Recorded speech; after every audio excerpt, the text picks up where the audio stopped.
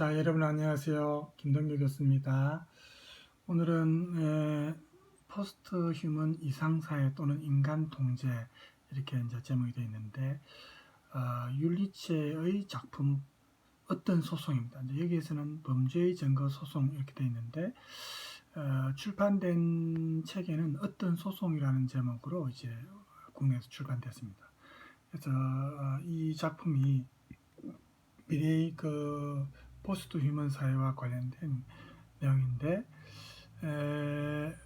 미래에 이제 이루어질 수 있는 어떤 가상의 경우지만 실제로 지금 진행되는 과정을 통해서 볼 때 얼마든지 이런 현상이 벌어질 수 있고, 그래서 우리가 미리 성찰해 볼 수 있는 그런 내용 같아서 제가 선택을 했습니다.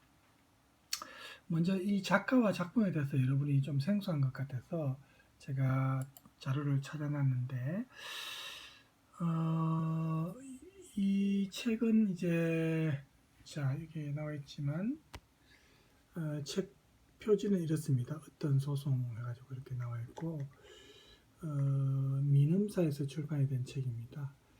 그래서 리뷰에 대한 내용도 있지만 저는 책 소개에 대한 내용만 우리가 시간 관계상 리뷰를 다 볼 수는 없고 해서 책 소개를 보면은 2013년 토마스만을 수상했습니다. 토마스만 상을 수상했습니다. 우리로 치면 뭐 이상문학상이라든지 우리도 이제 뭐 박경림 문학상이라든지 사람 이름을 딴 상이 있죠. 이제 유럽에서 특히 독일 같은 경우에 이제 토마스만이라는 유명한 작가가 있습니다. 토마스만 상을 수상했고 독일 문단의 어떤 지식인, 행동하는 지식인, 그죠? 실제로 이제 사회 참여자, 안가지망 작가라고 할 수 있죠. 그래서 그 장르를 넘나드는 그런 어떤 작가가 율리체인데 이 사람이 2009년에 발표한 작품입니다. 미래의 지상주의 사회를 배경으로 해서 인간의 육체, 건강한 육체를 너무 중시하다 보니까 휴머니즘, 비휴머니즘적인 그런 어떤 상황이 벌어질 수 있겠죠. 그래서 여기 나오는 주인공이 남동생의 비극적인 죽음, 거기에서 이제 은밀한 진실을 남동생이 이제 모함을 받아서 자살하게 되기 때문에 거기에 진실을 찾아서 국가라는 거대한 시스템과 맞선 이 주인공 이야기를 다루고 있는데 개인의 자유와 일상생활을 통제하는 국가, 미래 국가를 말하죠. 그 폐해를 비판적으로 그린 작품입니다. 그래서 우리 유명한 그 작품 중에 오웰의 그 1984하고 비교되는 작품이 이 작품입니다. 그래서 오늘날의 여자 조지 오웰이라는 그 별칭도 얻고 있고, 그래서 이분이 범죄 소설, 법정 소설, 사이언스 픽션, SF 소설 이런 작품들을 이제 그 형식을 이제 빌려서 상상력과 비판적 문제의식을 이 작품 속에 담았습니다. 그래서 이 작품은 온갖 기술의 발달로 사생활과 개인정보가 광범위하게 노출되고 통제되는 그런 미래사회에 대해서 경고하는 메시지를 담고 있습니다. 건강이 최우선 가치이고 또 법인 그런 어떤 21세기 중립의 미래가 사회적 배경이고, 그 다음에 여기 나오는 주인공은 생물학 전공자 미아 홀입니다. 남동생 모리츠를 잃고 슬픔에 이제 빠져 운동과 건강관리를 소홀히 하다가 법정에 소환됩니다. 왜냐하면 운동과 건강관리가 가장 중요한 사회가 이제 이 작품 속의 미래사회거든요. 그래서 이 반체제적이고 자유를 사랑하던 모리츠는 한 여자의 그 살인사건에 휘말려서 누명을 쓰고 스스로 목숨을 끊었습니다. 동생을 말합니다. 모리츠. 그래서 모리츠와는 달리 이 국가의 체제를, 시스템을 신뢰하고 따르던 사람이 원래는 미아입니다. 그래서 이 미아가 변호사 로젠 트레트를 만나서 이 소송에 휘말리고 남동생의 죽음 뒤에 숨은 진실을 이제 밝혀내는 과정에서 이 국가 체제의 불합리성을 깨닫게 되는 그런 과정이 이 작품 속에 나옵니다. 그래서 새롭게 이제 새로운 인식을 갖고 새롭게 태어난 미아가 건강이라는 이 슬로건을 볼모로 해서 각 개인의 어떤 자유권을 억압하는 그런 시스템, 그리고 그러한 시스템을 신봉하는 언론인 크라머입니다. 여기서 크라머죠. 상대로 힘겨운 싸움을 시작합니다. 자, 그래서 이 작가 사진이다. 여자입니다. 율리체가. 그래서 이 건강이 최우선의 가치자 목표인 사회가 미래 사회였을 때 어떤 현상이 벌어질 수 있을까를 이제 보여주는 작품인데, 자, 이 작품과 관련해서 유튜브에 이제 아주 소상하게 소개해 놓은 내용이 있어서 제가 이제 준비를 했습니다. 자, 여러분들이 손꼽아 기다리시는 번역자에게 고마움을 표하지 않을 수가 없습니다. 자, 잠깐 보고 번역을 통하지 않고서 어떻게 이런 귀한 소설을 장순이라는 사람이 이제 번역을 했거든요. 1974년 독일 보온에서 율리체에 태어난 대한 소개입니다. 법조인이면서 소설가입니다. 행동하는 지성으로 잘 알려져 있다고 하네요. 법학 박사입니다. 그래서인지 이 소설에도 법조인의 전문적인 지식이 잘 드러나 있습니다. 2001년에 독수리와 천사를 시작으로 유이충동, 형사 CLF와 평행우주의 인생들, 어떤 소송, 잠수 한계 시간 등을 간행했습니다. 이 중에 형사 CLF와 평행우주의 인생들, 어떤 소송, 잠수 한계 시간이 번역되어 있는데 묻습니다. 작가 소개가 너무 기니까 조금 넘어가서 그 내용을 거의 그대로 가져왔습니다. 건강이 최우선 가치이자 법인 21세기 중엽의 미래가 배경입니다. 생물학자 미아홀은 남동생 모리츠를 잃고 슬픔에 빠져 운동과 건강관리를 소홀히 하다 법정에 소환됩니다.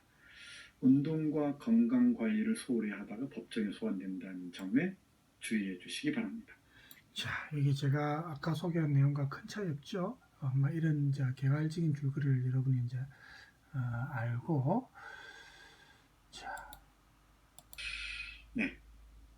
그 따르던 미아는 변호사 로젠 트레터를 만나 소송에 휘말리고 남을 때가 있습니다. 이 낚시질에 걸려들지 않으시려면 조지 오웰 잘 아시죠? 1984 쓴 사람. 저지르지 않았는데도 로젠 트레터는 변호인인데요. 미아홀의 변호인인데 결정적인 순간에 변호를 포기합니다. 벨이라는 검사가 있습니다. 조피라는 판사가 있고요. 후트 슈나이드라는 판사가 있습니다. 이 사법 권력이 철저하게 결탁해서 미아홀을 궁지로 몰아넣죠. 비로그라는 기자가 있고요. 리치, 폴쉐, 드리스에는 미아의 이웃 여인들이 있습니다.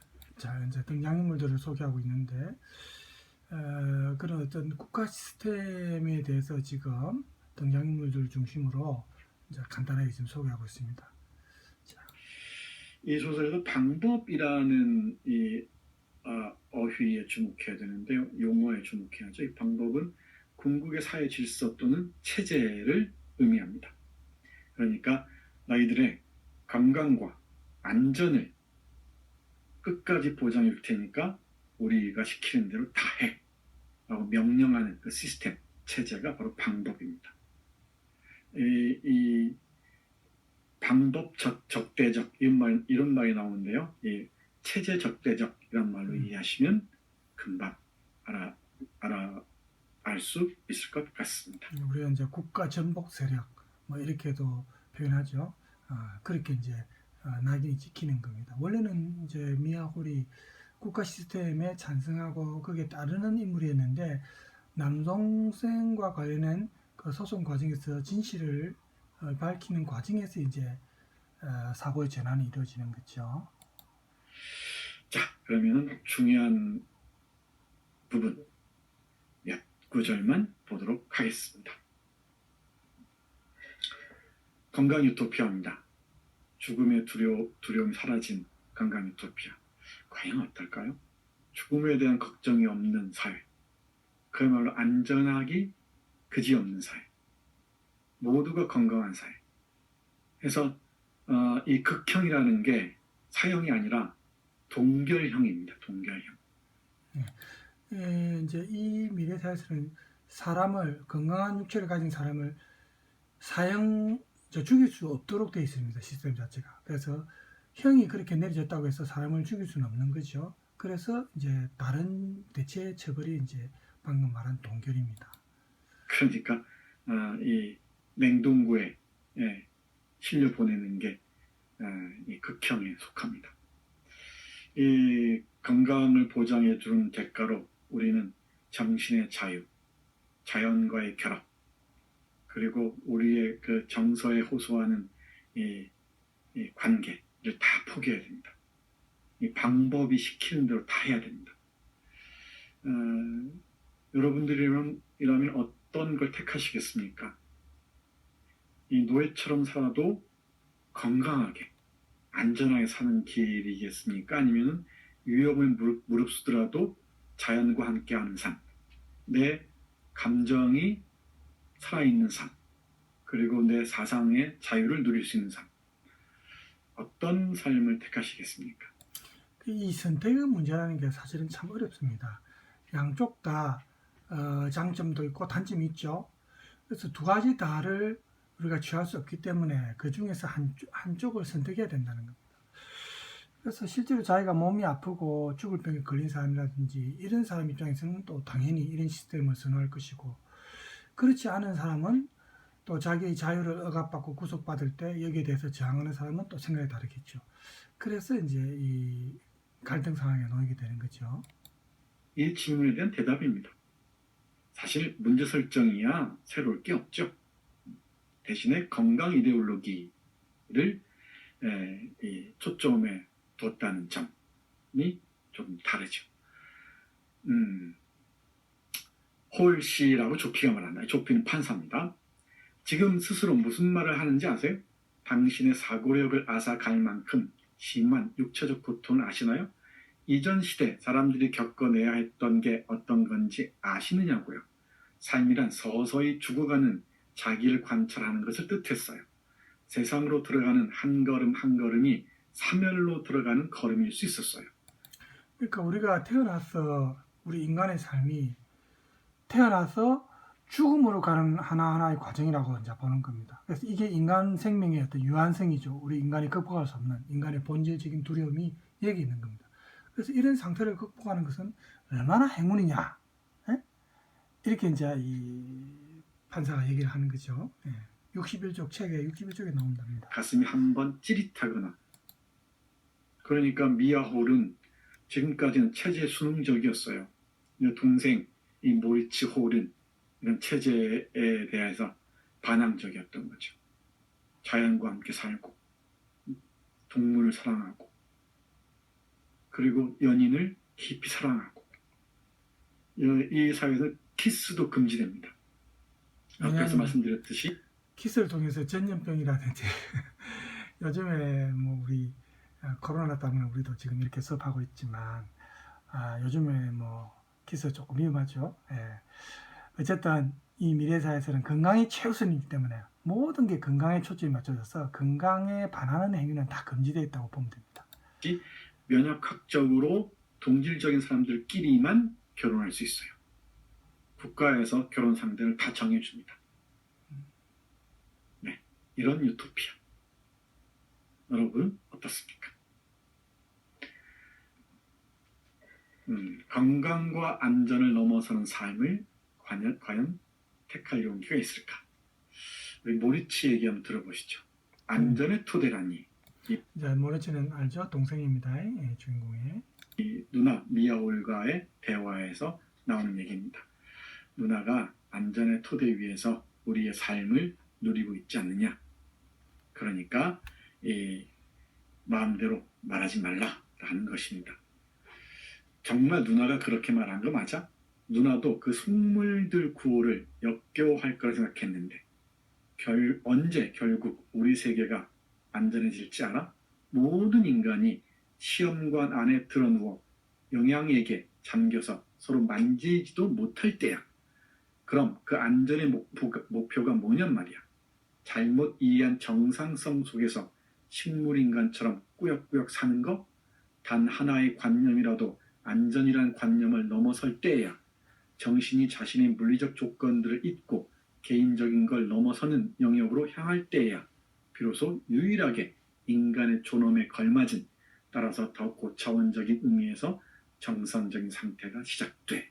이제 이렇게 반문하는 거죠. 동생이 자연을 사랑하는 모리츠가 그런 삶을 살 바야 차라리 나는 막 처벌을 받겠다. 처벌받더라도 내 방식의 삶을 살겠다는 거죠. 이 모리츠라는 캐릭터의 말입니다. 이 안전이란 관념을 넘어설 때야, 그리고 정신이 자신의 물리적 조건들을 잊고 개인적인 걸 넘어서는 영역으로 향할 때야 비로소 유일하게 인간의 존엄에 걸맞은 더 고차원적인 의미에서 정상적인 상태가 시작된다는 것이죠. 근데 이 방법의 체제에서는, 건강 유토피아에서는 정상 상태라는 것 모두가 건강한 겁니다. 정신적으로 건강하다는 것은 체제 수능적이란 얘기죠.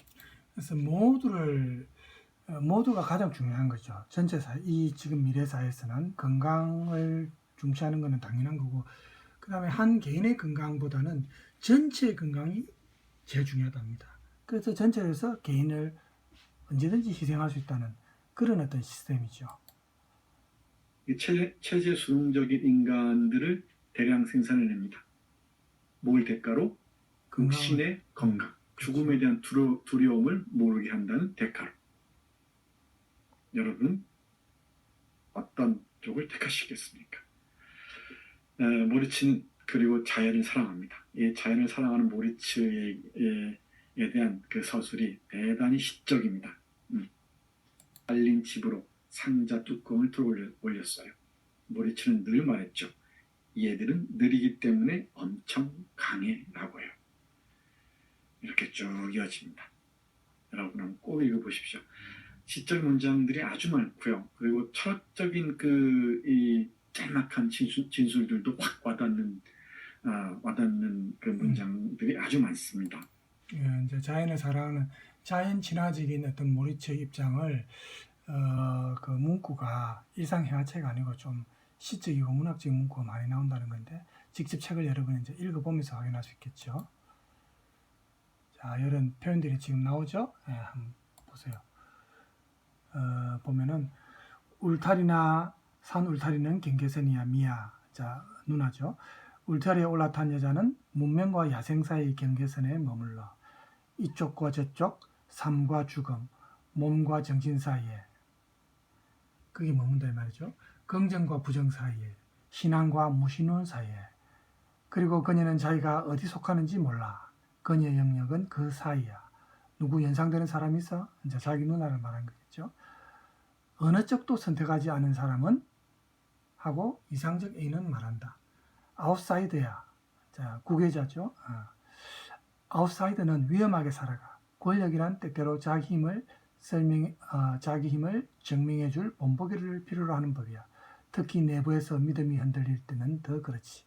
아웃사이더들은 여기 안성맞지만 이 아웃사이더를 이제 처벌함으로써 권력이 자기들의 정당함을 보여주려고 하는 거죠. 예. 경계선에 머물러 있습니다. 경주에 있는 유명한 절이 떠오르지 않을 때가 있어요. 가 있을 것 같습니다. 미어 하울이 바로 이 방법이라는 체제에 의해서 마녀화하죠. 이 마녀가 되는 과정은 마녀사냥이라는 표현이죠. 그래서 미야호를 이제 본보기 삼아서 이 체제가 다른 모든 사람들에게 계속 국가 시스템에 순응할 수 있도록 이렇게 본보기를 삼아서 이제 그 판결을 통해서 처벌하려고 하는 거죠. 철저하게 공작, 조작을 통해서입니다. 우리는 참 다행스럽다 얘기해야 되나요? 이 경찰과 안기부에 의한, 국정원에 의한 간첩 조작 사건을 너무나 잘 알고 있어서 너무 익숙합니다. 이런 소설인데는 조중동과 이 국정원, 이 경찰의 역사가 참 많은 도움이 됩니다. 슬픈 얘기죠. 조금 지엽적인 거죠. 이 공작 언론과 이 검찰이 어떻게 공작을 해냈는지 빤히 보입니다. 이런 소설 읽을 때 많은 도움이 돼요. 이거는 정치적인 얘기지만 본인의 입장 같고 아웃사이더, 경계선 위의 존재 눈여겨보시기 바랍니다. 다음 페이지 볼까요? 미야홀이 선언합니다. 자, 우리가 한번 읽어봅시다. 미야홀이 선언입니다. 이제 예주명이죠. 나는 오직 위험 없는 삶에 대한 약속에 의지해 인기를 모으는 정치에 대한 믿음을 철회한다. 나는 자유의지가 없다고 주장하는 학문에 대한 믿음을 철회한다. 나는 스스로 면역학적 최적화 과정의 산물로 여기는 사랑에 대한 믿음을 철회한다. 나는 나무 위에 지은 집을 다칠 위험이라고 부르고 반려동물을 전염위험이라고 부르는 부모들에 대한 믿음을 철회한다. 그러니까 이런 삶을 이제는 거부한다는 거죠. 그렇죠? 너무나 비인간적인 삶이기 때문에 나는 무엇이 내게 좋은지 나 자신보다 더 잘 아는 국가에 대한 믿음을 철회한다. 나는 우리 세계의 입구에 붙은 조심, 삶은 죽음에 이를 수 있다라고 쓰인 팻말을 떼어내버린 천치들에 대한 믿음을 철회한다. 나는 스스로에 대한 믿음을 철회한다.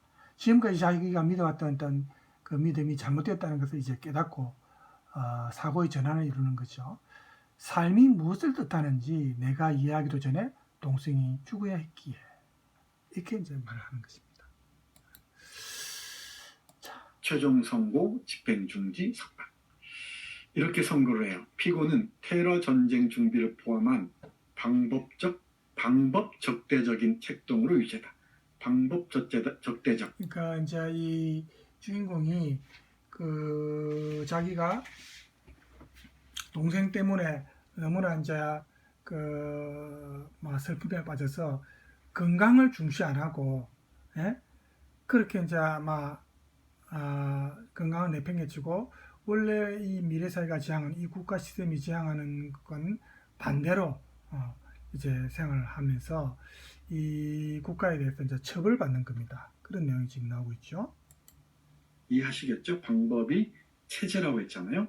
체제 적대적인 책동으로 유죄다. 국가 평화를 위태롭게 하고 독성 물질을 취급하였으며 여기에서 독성 물질은 담배입니다. 보편적 복리에 부담을 남기며 필수적 조사를 의도적으로 거부한 사실이 있다. 고로 피고를 무기동결형에 처한다. 무기동결형 재밌죠? 우리로 치면 이거는 무기징역이죠. 실제로 육체를 이제 죽일 수는 없도록 되어 있으니까 무기동결형이 최고의 처벌이라고 보면 되겠습니다. 그런데 집행중지를 선언해요. 왜 그런지 볼까요? 그녀는 방법이 자기를 순교자로 만들어 주리라 진지하게 믿었어요. 능력 없는 집권자들만이 흥분한 인민에게 숭배할 인물을 선물하는 법이죠. 나사렛 예수, 잔다르크처럼요. 죽음은 개별 존재에게 불사성을 부여하고 저항하는 힘을 강화해 주죠. 이제 오히려 이 여주인공은 죽음을 오히려 자기는 그 어떤 사람들에게 어떤 메시지를 전할 수 있는 그런 기회, 가능성으로 보고 있는 거죠. 예수의 죽음이나 잔다르크처럼, 그죠? 그래서 그런 일은 당신에게 일어나지 않을 거예요. 홀씨, 옷을 입으세요. 집에 가세요. 당신은 이렇게 말을 합니다. 석방이 되는 겁니다. 결국은, 그죠? 그런 일은 당신에겐 일어나지 않을 거예요. 홀씨, 옷을 입으세요. 집에 가세요. 당신은 또다시 웃음보가 터진다. 석방이에요. 이렇게 순교자가 되는 것도 막아버리죠. 그렇죠. 그리고 석방한 대가로 감시인을 배치하고 재사회화 시설에 수용하고 의학적으로 감독하고 일상생활 훈련을 하고 신뢰 구축 조치, 체제에 대한 신뢰겠죠. 정치적 교육, 방법, 학 등등을 통해서 훈육하죠. 짧게 소개해드렸습니다만은 자, 이 정도로 이제 요 사람 이번 내용 우리가 요약한 거를 좀 참조를 합시다. 괜찮은 내용이라서 제가 발췌했습니다.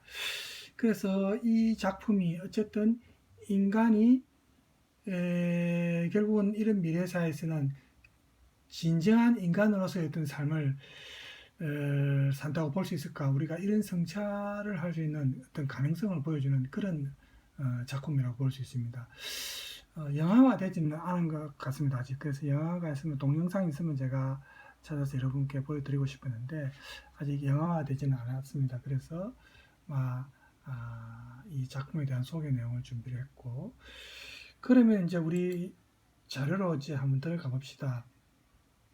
먼저 우리 이 뮬리츠의 이 작품을 통해서 포스트 휴먼 사회, 이 미래 사회가 정말 이상적인 사회냐, 아니면 인간을 오히려 통제하는, 컨트롤하는 사회냐, 여기에 대해서 우리가 이제 성찰을 할 예정인데, 서론을 잠깐 보면은 항상 서론은 문제적인 부분이기 때문에 여러분이 이제 그 점을 이제 조금 중시해야 되겠습니다. 그죠?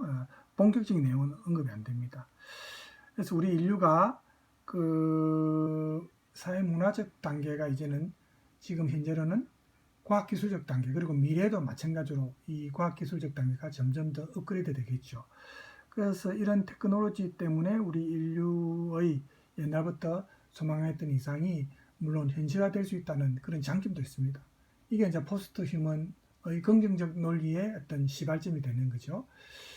그래서 미래 그 포스트 휴먼 사회, 테크놀로지가 지배하는 이런 사회는 우리 인간의 과거의 인간이 어떤 극복하지 못했던 유한성이 이제는 극복이 되고, 모든 인간에게 이 테크놀로지의 어떤 이익이 모든 인간에게 보편적으로 이제 분배될 수 있다는 그런 사회라는 게 긍정적으로 내세우는 점이죠. 그렇지만 또 우리가 그 이면을 보면은 이 포스트 휴먼이 과학기술과 인간이라는 이 어떻게 보면 서로 좀 이질적이죠. 과학기술과 인간은 자연 친화적인 존재입니다. 원래 태어날 때부터. 그죠? 물론 과학기술의 도움을 받기는 하지만 태생적으로 과학기술과 인간이라는 것은 어떻게 보면 이질적인 어떤 존재인데, 이런 어떤 속성들을 서로 공존하기 위해서 합의를 한다, 이렇게 추구하려고 한다. 이거는 결국 나중에 결과적으로 보면 과학기술이 인간을 압도하게 되는, 과학기술 중심적으로 구성된다는 것을 의미할 수 있습니다. 또 이 두 다른 영역이 이제 믹스되었을 때 자연적인 인간 본성을 변화할 수 있는 그런 어떤 위험성이 또 있습니다. 왜냐하면 이 테크놀로지가 일괄적으로 모든 인간에게 적용한다는 것이, 만약에 이성적으로 이게 가능하다면은 우리 개별적인 인간은 그 인간 개개인의 어떤 고유한 속성이라든지 이런 존재가 아니고 이제는 과학기술에 종속된 존재로 바뀔 수 있기 때문입니다. 그래서 이러한 관점에서 사실은 이 글이 이제 문제의식을 갖고 지금 본론을 아마 전개할 겁니다. 그래서 과학기술적 이 포스트 휴먼의 세계관을 이루는 이 테크놀로지나 기능 만능주의나 이런 것이 자연적 존재인 인간 그 자체의 존재에 대해서 그 의미를 훼손할 수 있는지, 그걸 한번 또 우리가 볼 겁니다. 그런데 중심 작품이 우리가 지금 다루게 될 뮬리츠의 어떤 소설입니다. 그래서 이 작품을 사례로 이제 분석을 한다는 겁니다. 왜냐하면 이 작품 속에는 자연적 존재인 인간의 의미에 대해서 이제 모리츠입니까? 남동생 발언을 통해서 많이 나오죠. 그 다음에 과학기술적으로 재구성되는 과학기술 시스템에서의 어떤 문제점, 이 국가 시스템의 어떤 모순점이 이 작품에 또 나옵니다. 그래서 이 작품을 중심으로 이제 우리가 한번 알아본다는 거죠. 자, 2번부터가 본론입니다. 그래서 여러분이 앞으로 이제 졸업 논문도 쓰고 이제 논리적인 글을 쓸 때 지금 우리가 이렇게 수업을 하면서 여러분이 물론 인공지능과 미래사회라는 내용도 물론 중요하지만 이런 글을 읽을 때 서론, 본론, 뭐 서론이 여기서는 뭐 들어가는 말 이렇게 다른 식으로 표현될 수 있죠. 결론도 나가는 말, 맺는 말 이렇게 표현할 수 있지만 어쨌든 서론, 본론, 결론인데 서론에서 문제 제기하고 문제 제기된 것이 본론에서 제시돼야 되고 당연히 여러 사례를 통해서 논정이 돼야 되겠죠. 결론에서 본론의 내용을 좀 요약하면서 또 자신의 입장을 정리한다든지 그죠?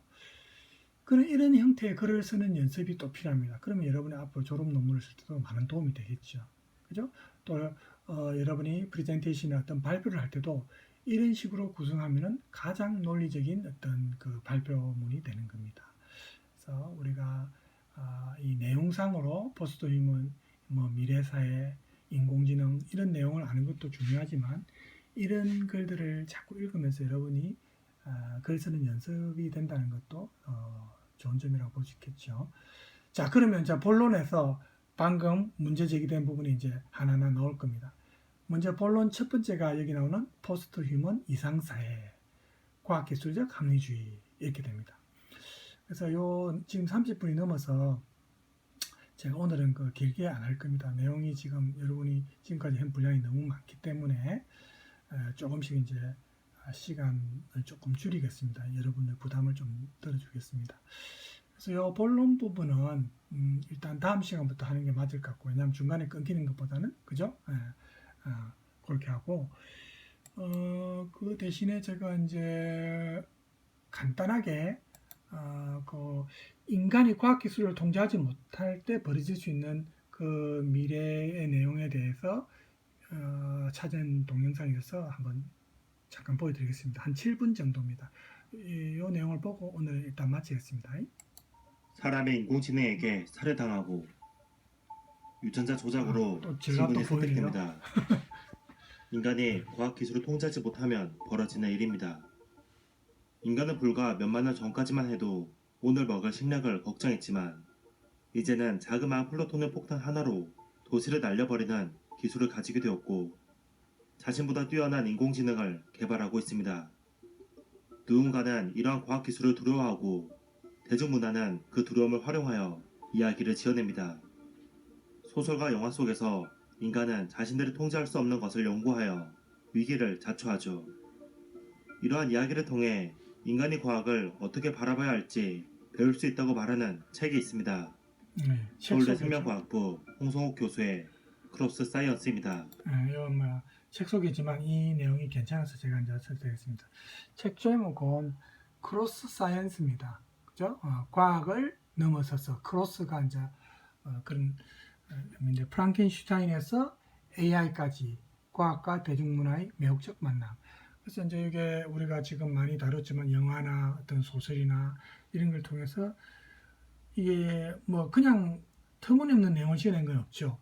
지금까지 했던 진행 과정을 통해서 얼마든지 가능한 미래사회에서 일어날 수 있는 일을 영화나 소설에서 지금 우리가 확인할 수 있는 겁니다. 그래서 미리 대비하자는 그런 의도가 담긴 거죠. 자, 잠깐만 더 봅시다. 책은 인간이 과학을 감당하지 못하는 이야기 두 편을 소개합니다. 첫 번째는 미국과 소련의 핵무기 경쟁을 다룬 영화 닥터 스트레인지 러브입니다. 여차하면 핵무기를 쓰겠다는 공포감을 상대에게 심어주기 위해 영화 속에서 미국과 소련은 저마다의 방법을 만들어냅니다. 미국은 핵무기 권한을 장군에게 넘기는 알 작전을 개발하였고 in which a lower echelon commander may order nuclear retaliation after a sneak attack. 소련은 핵무기를 한 방이라도 맞으면 모든 핵무기를 자동으로 작동하게 하는 둠스데이 머신을 만들었죠. 요즘 대부분 그렇습니다. 자동 시스템이죠.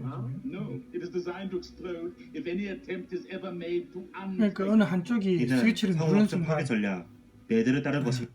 공멸하는 겁니다. 그래서 사실은 이 핵무기를 갖고 있다는 것은 그걸 사용하기 위한기보다는 핵 억지력이죠.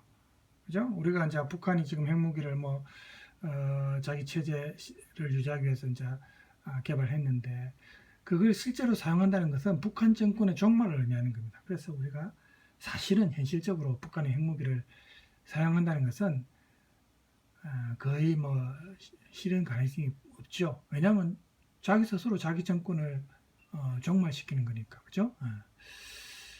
입니다. 적이 공격하면 우리는 반드시 가지고 있는 모든 것으로 반격할 거라는 거죠. 한마디로 전 세계가 쑥대밭이 된다는 뜻입니다. 공포함으로 전쟁이 억제된다는 것이 이 매드 전략의 핵심입니다. 그래서 영화에는 이런 대사가 있죠. Machine, you know. Deterrence is the art of producing in the mind of the enemy the fear to attack. 다행히 현실에서는 핵 억제가 원리대로 잘 작동했지만 영화 속에서는 미군 장군 한 명이 과대 망상에 사로잡혀 핵무기를 자기 마음대로 출격하게 합니다. 어떻게든 막아보려 했지만 결국 핵폭탄 하나가 소련 땅에 떨어졌고 그렇게 미국과 소련은 상호확장 파괴를 시작하게 됩니다. 알 작전은 미군이 실제로 운영한 작전이며 핵무기 경쟁 당시 미국과 소련이 가지고 있는 핵무기 개수는 각각 46,000개였습니다. 영화는 충분히 현실이 될 수 있었죠. 홍성욱 교수는 영화에서 재미있는 장면 하나를 짚어줍니다. 과대 망상에 사로잡힌 장군과 그를 저지하려는 부하의 대화입니다. Were you ever a prisoner of war? Yes, I was. Matter of fact, Jack, I was. Did they torture you? Yes, they did. I was tortured with the Japanese, Jack, if you must know. Not a pretty story. Well, what happened? But they got me on the old Rangoon Ishinawa Railway. I was laying train lines for the bloody Japanese puff-puffs. No, I mean, when they tortured you, did you talk? Oh, no. Well, I don't think they wanted me to talk, really. I don't think they wanted me to say anything. It was just their way of having a bit of fun, the swines. The strange thing is, they make such bloody good cameras. 일본군은 잔인했지만 그 나라 사람들이 카메라는 잘 만든다. 이는 일본만을 두고 이야기한 것이 아닙니다. 핵폭탄을 만들기 위해 인류는 상대성 이론부터 시작해서 양자 물리학, 핵 물리학, 최첨단 엔지니어링 기술을 이해했지만 인간의 정신은 그만큼 성숙하지 못했다는 것입니다. 크로스 사이언스는 말합니다. 고문을 즐기면서도 카메라를 잘 만드는 사람들, 발전한 기술 문명을 책임질 수 없는 사람들, 이들에 대한 비판이 이 영화의 주제이다. 핵무기로 대표되는 현대 과학기술과 이를 적절하게 통제할 수 없는 인류를 영화는 보여주고 있습니다. 자신이 만든 기술로 파멸에 이르는 또 다른 이야기가 있습니다.